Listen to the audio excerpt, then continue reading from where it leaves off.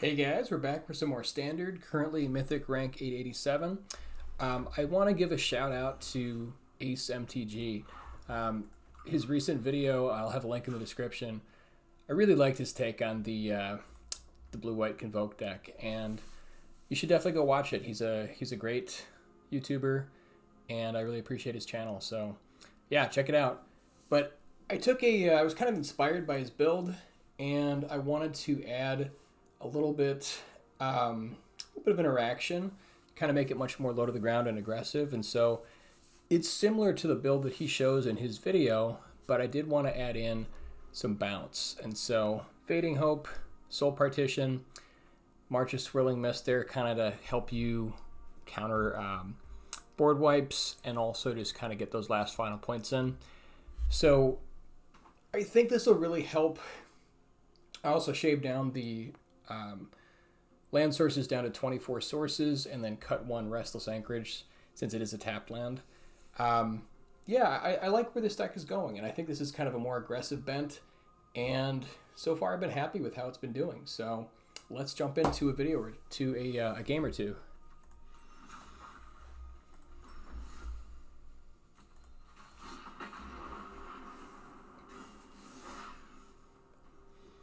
Part of the reason that I wanted bounce was it kind of gets around some otherwise tough matches where you have like the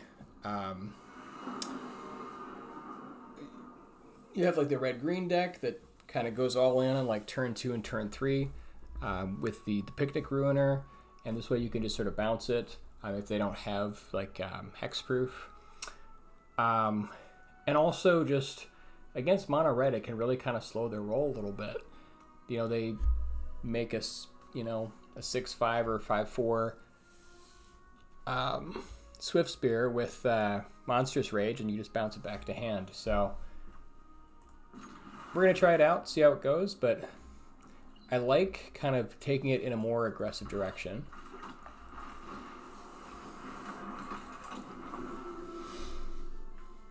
Also, I want to thank you guys so much for your support here on my channel. It really does make all the difference, and I do read every single comment, and you guys have a lot of good advice, so thank you.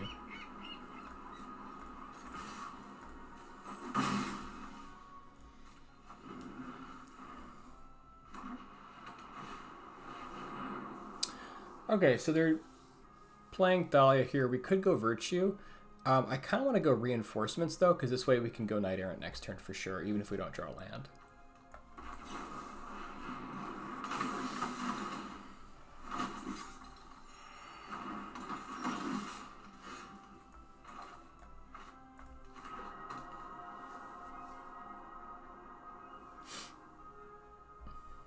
So now we can Knight Errant for 3. We could also Zephyr Singer here, but I want to get the Knight Errant going.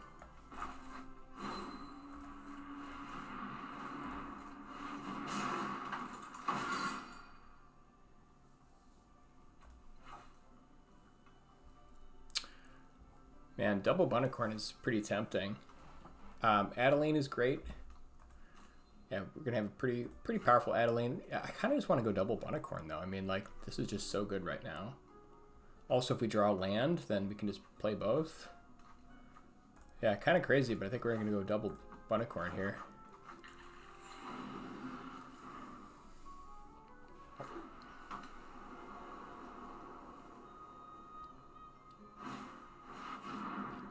Oof. That was a nice counter to it, though. Did not see the Peacekeeper coming.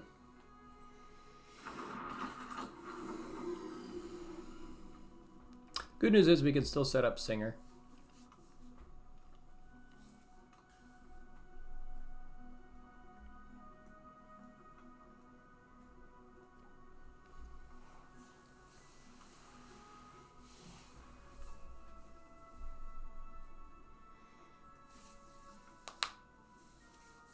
So we're kind of getting close to the end of the month here, and this has been a lot of fun. This deck to sort of try out different iterations on ladder, just kind of see what's good.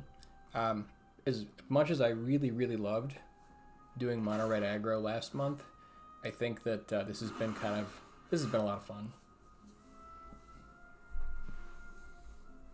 All right, so let's get in with Knight Errant, since if they want to trade here, happy to be able to play these.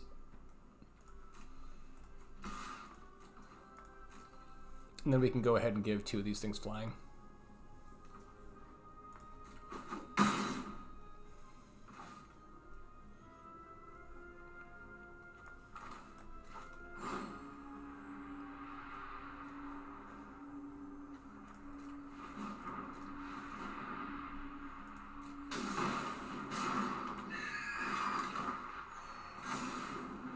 I guess minor point here, maybe it would have been better to give the token flying instead of the reinforcements, in case I want to bounce it with Fading Hope. I just realized after I did that, so minor point, but could come up.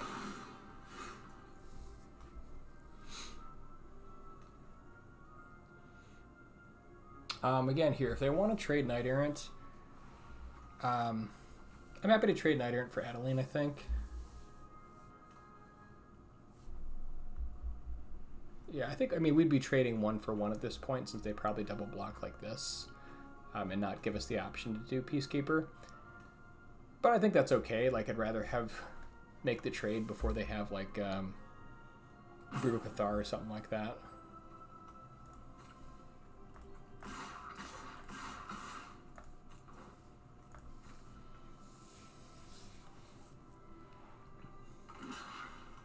Yeah, I mean, if they want to go for it, this is great. They could have, I guess, like Elspeth Smite.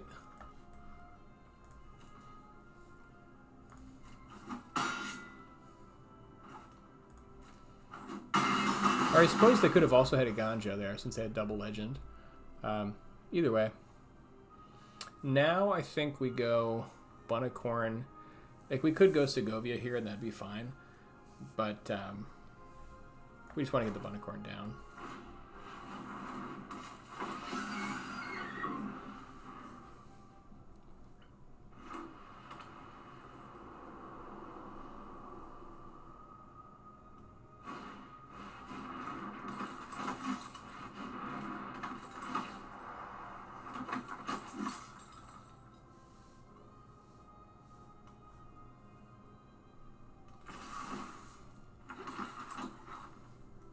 I think we can do better, honestly. Like, instead of just trading here, I think we can, like, make this Bunnicorn quite dangerous. So we'll just take the 6.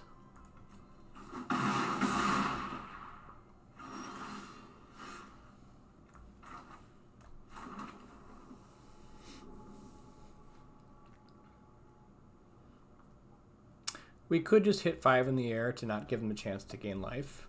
And maybe that's correct. They will attack if we do that, though. So I think that we could play into... let's get a Bunnicorn going.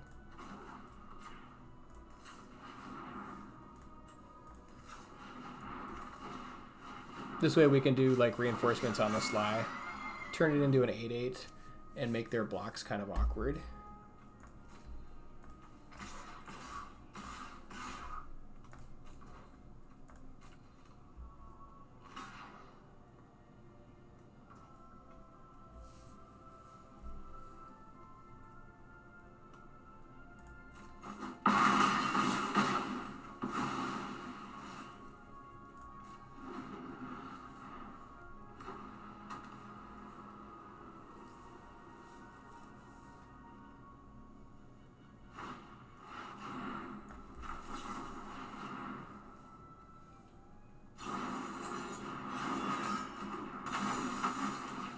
We just want to do that in response so that we make sure we get the reinforcements out. And if they want to set up our Virtue, that's fine.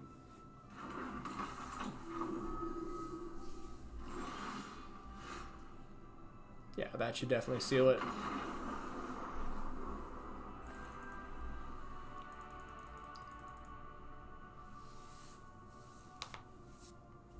This is a much more aggressive version than the kind of last iteration I went to. I think, in all honesty, I went a little bit off the deep end with that, kind of going into all the board wipes. Keeping it as an aggro deck does feel a lot more natural. But I think like part of me when I'm like brewing is I'm curious about every interaction, and I want to see it in every way that it can be presented to find out what really is the best. I don't know if it's exhaustive, but I enjoy it.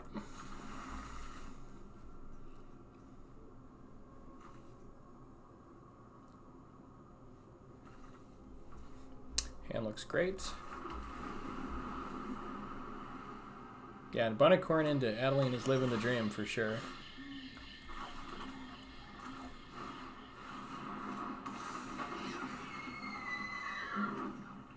So they probably have some kind of removal here.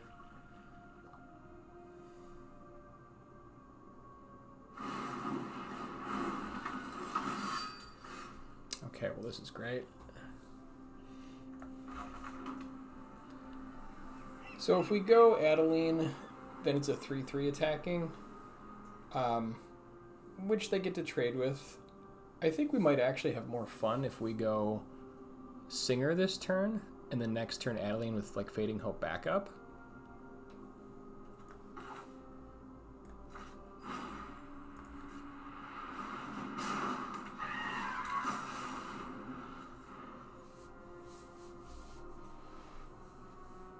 So like now if they like main phase kill Bunnicorn with like Virtue, like we've still got Singer going.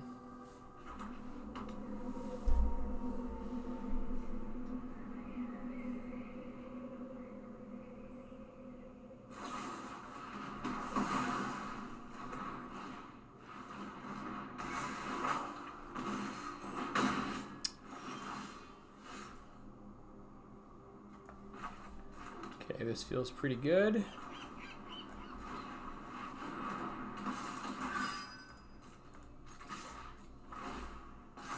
And I haven't really had a chance to actually see this in action yet, but I do like the Fading Hope backup. Because I think this deck like definitely plays with some very like high impact targets that losing would really suck, so...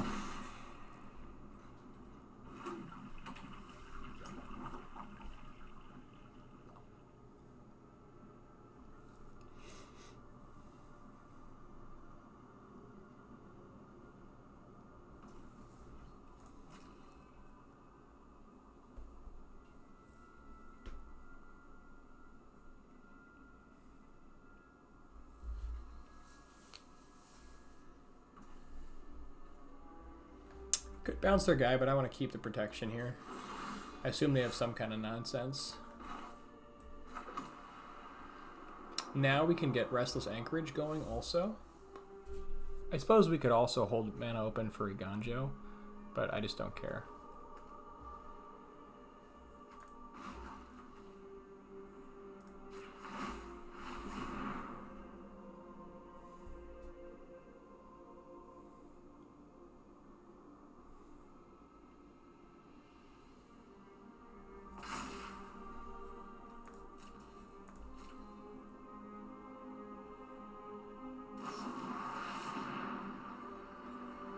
If they kill Adeline here, like since we've got an extra one, I think we're fine letting it go.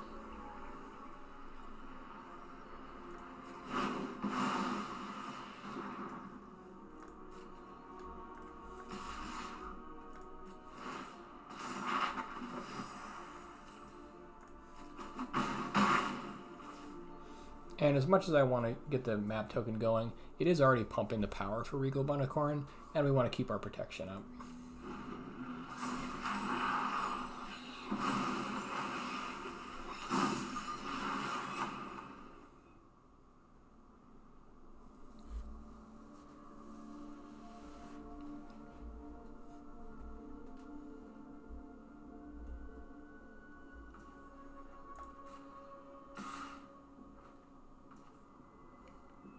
Could bounce that back to hand, but again, I assume they have some sort of removal here. So we're just going to keep going back and forth.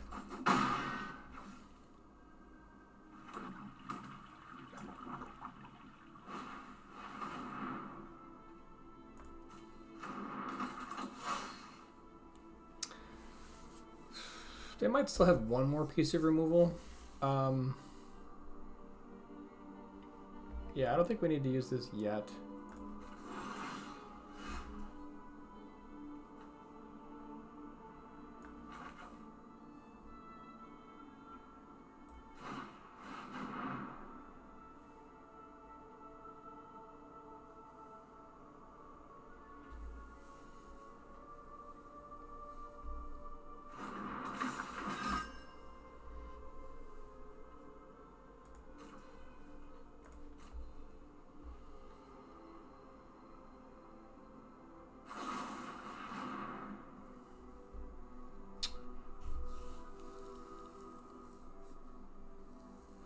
Again, we've got an extra copy here. We can just let it go and replay it.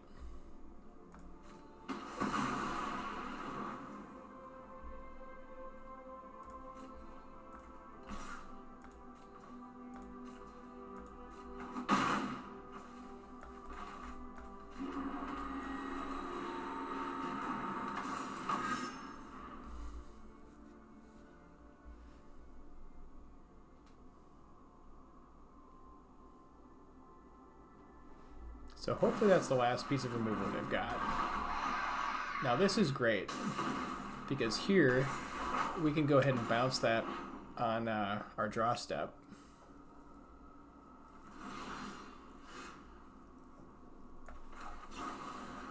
And just time walk them a little bit.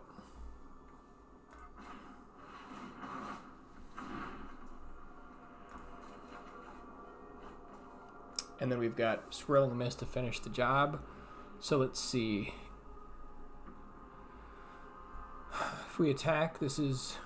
so we've got 1 extra because we can do it for 3. If we hit something off the top, this would be like a 4 or 5. And it would be 5 with the attacker, 6, 7. Yeah, that would be game. So do we need it? If we don't hit, this turns into a 4 on the attack. Plus the 1 is 5, 6. Yeah, we've got it right here.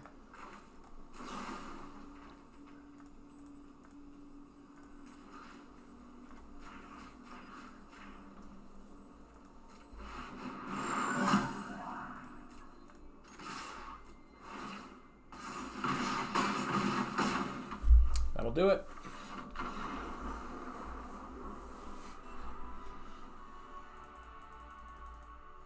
Alright guys, thanks so much for watching. I do want to mention my videos might be a little bit shorter. Kind of some of the commitments in my life have really picked up, but I do want to keep making videos for you guys, and I really appreciate your support. If you like my videos and my content, please consider subscribing. It really does help me. And again, I just want to give another shout out to Ace MTG. Great channel, excellent player, and I was really touched to be included or mentioned in one of his videos. So thanks so much. You guys have a great day.